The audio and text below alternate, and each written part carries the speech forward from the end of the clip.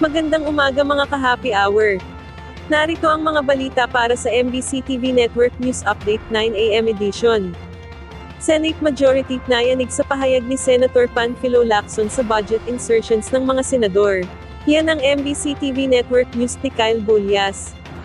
Sa totoo lang po, I have to be honest, muntik na rin po kung nag-isip na umalis sa majority kasi parang kung ganitong direksyon, sinusulog na natin ang sariling bahay natin, ating colleagues, napapabayaan natin, nakakalimutan natin yung mga tunay na salarin.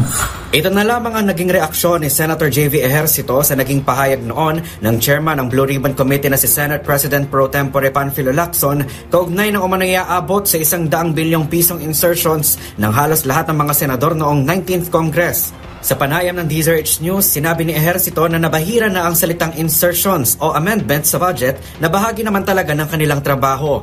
Para sa kanya, dapat nang tapusin ang pagdinig ng Blue Ribbon Committee at ipaubayan na lamang ang investigasyon sa Independent Commission for Infrastructure. Paliwanag ni Ejercito, dahil sa nagpapatuloy na pagdinig ng Senado, nalilihis na ang usapin mula sa mga umano'y tunay na salarin.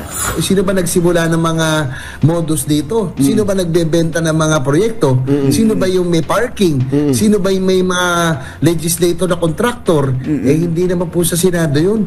Sa House po yun, sila Saldico po nagsimula. At mukhang na nalilihis ang direksyon, mukhang iniisa-isa yung senador, parang natatakpan yung mga tunay na salary kasi dapat malaman natin dahil sila nagsimula ng modus nito.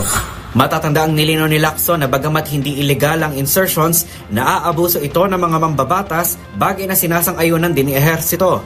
Naniniwala din si Ejercito na lahat naman ng senador ay may insertions, pero hindi ito lahat masama dahil karamihan dito ay para sa kanilang mga advokasya.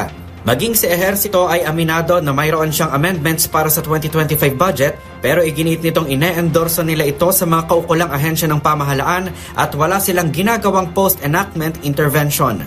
Para sa MBC TV Network News, ito si Kyle Bullias ng DZRH. Una sa Pilipinas, una sa Pilipino.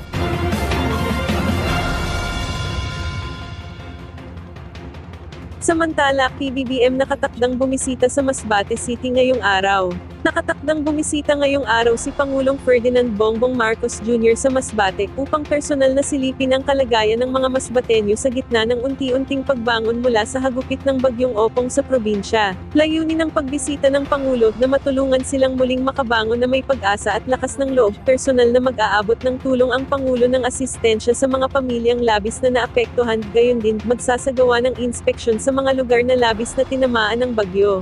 Kaugnay nito, nagpapatuloy naman ang iba't ibang tulong mula sa mga ahensya ng pamahalaan sa probinsya. Sa ngayon, puspusan ang paghahanda ng lokal na pamahalaan ng Masbate City para sa nalalapit na pagdating ni Pangulong Marcos Jr.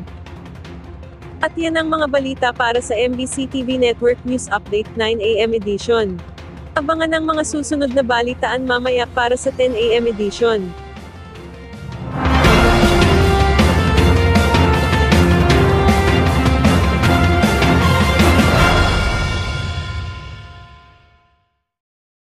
Mga ka-happy hour, kung gusto mong manood ang mga balita sa MBC TV Network News Update, mag-subscribe sa aming YouTube channel, i-like ang aming Facebook page, at i-follow sa aming TikTok account.